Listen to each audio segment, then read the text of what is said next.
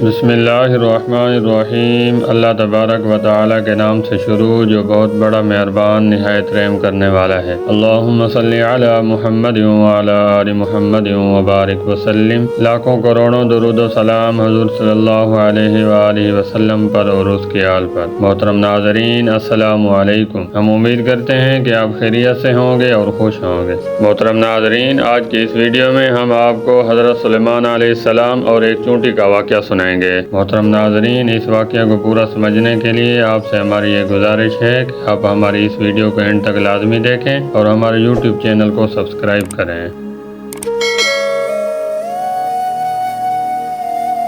محترم ناظرین، اللہ تبارک و تعالیٰ نے حضرت سلیمان علیہ السلام کو اپنی حکمت سے یہ قدرت بخشی کہ وہ تمام جانوروں چرند پرند کی گفتگو سمجھتے تھے۔ ایک بار ایسا ہوا کہ حضرت سلیمان علیہ السلام نہر کے کنارے بیٹھے ہوئے تھے کہ ان کی نگاہ ایک چیونٹی پر پڑی جو گیہوں کا ایک دانہ لے کر نہر کی طرف جا رہی تھی۔ محترم ناظرین، حضرت سلیمان علیہ السلام اس کو بہت غور سے دیکھنے لگے۔ جب چیونٹی پانی کے قریب پہنچی تو اچانک ایک مینڈک نے اپنا سر پانی سے باہر نکالا اور منہ کھولا تو یہ چیونٹی اپنے دانہ کے ساتھ اس کے منہ میں چلی گئی۔ مینڈک پانی میں داخل ہو گیا اور پانی ہی میں بہت دیر تک رہا۔ حضرت سلیمان علیہ السلام اس کو بہت غور سے دیکھ رہے تھے۔ ذرا ہی دیر میں مینڈک پانی سے نکلا اور اپنا منہ کھولا تو چیونٹی باہر نکلی، البتہ اس کے ساتھ دانہ نہ تھا۔ محترم ناظرین، حضرت سلیمان علیہ السلام نے اس کو بلا کر معلوم کیا کہ یہ ماجرا کیا تھا اور تو کہاں گئی تھی؟ تو چیونٹی نے اسے بتایا کہ اے اللہ کے نبی، آپ جو نہر کی تہہ میں ایک بڑا کھوکھلا پتھر دیکھ رہے ہیں اس کے اندر بہت سے اندھے کیڑے مکوڑے ہیں۔ اللہ تبارک و تعالیٰ نے ان کو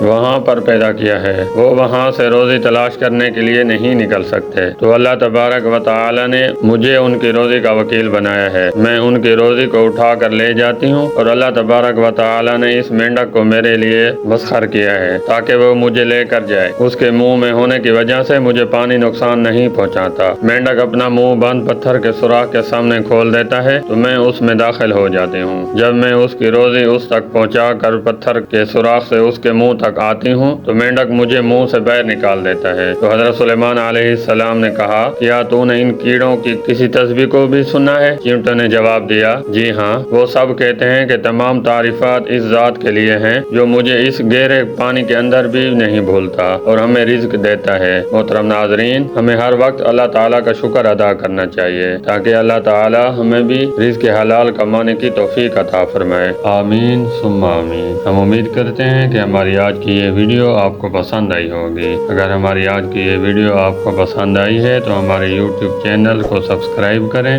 اس ویڈیو کو لائک کریں، شیئر کریں اور کمنٹ باکس میں اپنی رائے کا اظہار کریں۔ بہت شکریہ۔